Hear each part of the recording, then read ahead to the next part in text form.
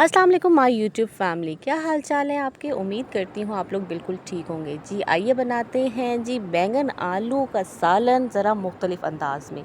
ये जी मेरी अपनी रेसिपी है, ट्राई करते हैं। प्याज, टमाटर, कूटा हुआ लहसुन, अदरक का पेस्ट, साथ में मिर्च, ये हमारे खुश्क मसाले हैं और साथ में खड़ा मसाला भी है। इसके अंदर आपने जो हल्दी है वो भी डालनी है। ये हमारे पास कटा हुआ बैंगन और इसके स्लाइसेस मैंने कर लिए हैं। साथ में जो आलू थे 2-3 वो भी मैंने इसको काट लिया है। चलिए आइए शुरू करते हैं। जी तो हमने पहले डाला ऑयल।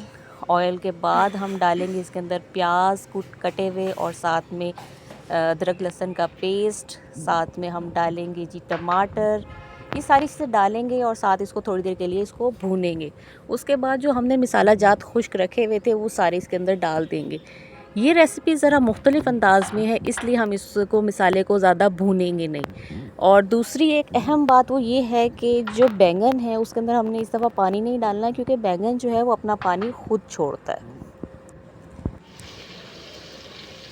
साथ आपके साथ शेयर करूं एक नई बात कि आज मैं अपनी माँ के घर गई, अपना वही पुराना घर जहाँ पे मैं पली बड़ी हुई, फिर मेरी शादी हुई, फिर मैं वहाँ से रुखसत हुई। तो अब भी वहाँ जाओ तो वैसे ही फीलिंग और वैसा ही एहसास होता है। माँ के पास कुछ लम्हे गुजारे, कुछ घंटे गुजारे, लेकिन क्या था कि जी घर फिर वापस आना पड़ता है, क्योंकि हो गई है हमारी शादी। और शादी के बाद एक औरत के ऊपर कितनी ज़िम्मेदारियाँ हैं वो तमाम औरतें जो शादीशुदा हैं वो अच्छी तरह जानती हैं। जी पहले तो माँ के पास गई और फिर वापस आई तो फिर मुझे बनाना पड़ा जी सालन, क्योंकि मेरे घर में कोई और है नहीं जो सालन बनाएगा। मेरे मियाँ जो हैं वो दूसरों के हाथ का सालन जो है वो नहीं खाना पसंद करते। मोर ओवर के बाहर का जो खाना है वो भी आजकल अवॉइड कर रहे हैं, वो भी नहीं खाते। वो कहते हैं कि वो टेस्ट नहीं महसूस होता जो घर के सालन में जो है महसूस होता है। इस वजह से फिर घर वापस आना पड़ा मुझे और फिर सालन बनाना पड़ा, और आज मैंने ये सालन बनाया था। आपने भी यही रेसिपी ट्राई करनी है एज़ इट इज़, और उसके बाद आपने मुझे बताना है कि आपकी ये रेसिपी जो है वो कैसी बनी थी।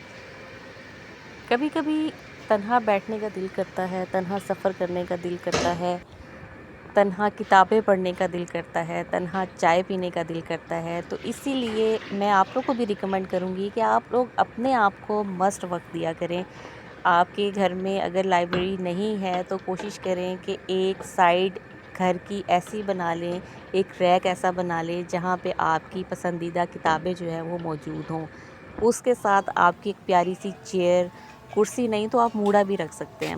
मूढ़ा रख के और उस पे आप बैठें, साथ में अपने लिए एक चाय का कप बनाएं, वहाँ बैठकर आप चाय पिएं अपने साथ, तो क्या ही मज़ा आएगा। और अपनी पुरानी यादों को सोचें। और एक और बात, कोशिश करें कि नेगेटिव बातें मत सोचें, हमेशा पॉजिटिव बातें सोचें। अपनी खूबसूरती के बारे में सोचें, आपके अंदर जो अच्छी चीज़ है उसके बारे में सोचें। अपने आप को वक्त दें, कोशिश करें अपने प्यारे से बाल बनाएं, अपने लिपस्टिक लगाएं, जो ख़ासकर शादीशुदा औरतें हैं। मेरा चूँकि शोबा जो है टीचिंग का है, तो मैं अक्सर अपनी टीचर्स को भी कहती हूँ कि आप लोग लिपस्टिक मस्त लगाया करें, साफ़ सुथरे कपड़े पहना करें, क्योंकि ये जो चीज़ें होती हैं ये बच्चों को बहुत ज़्यादा अट्रैक्ट करती हैं।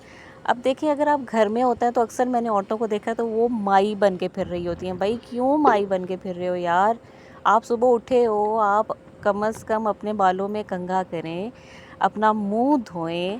आपने शादी की है, आप कोई पागल खाने में नहीं आए। लिपस्टिक लगाएं, अपने आप को वक्त दें यार। अगर हम औरतें अपने आप को वक्त अब नहीं देंगी तो फिर हमने कब देना है।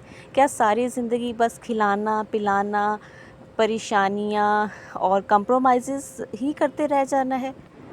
आप सब कुछ करें बट अपने लिए भी कुछ करें, अपने आप को वक्त दें। जो इंसान अपने आप को वक्त देता है ना, उसको किसी दूसरे की ज़रूरत नहीं होती। उम्मीद करती हूँ आपको मेरी आज की रेसिपी बहुत ज़्यादा पसंद आई होगी। आप मुझे कमेंट में जो है वो ज़रूर बताइएगा। अपना बहुत सारा ख्याल रखिएगा और मिलते हैं हम नेक्स्ट व्लॉग में। अल्लाह हाफ़िज़।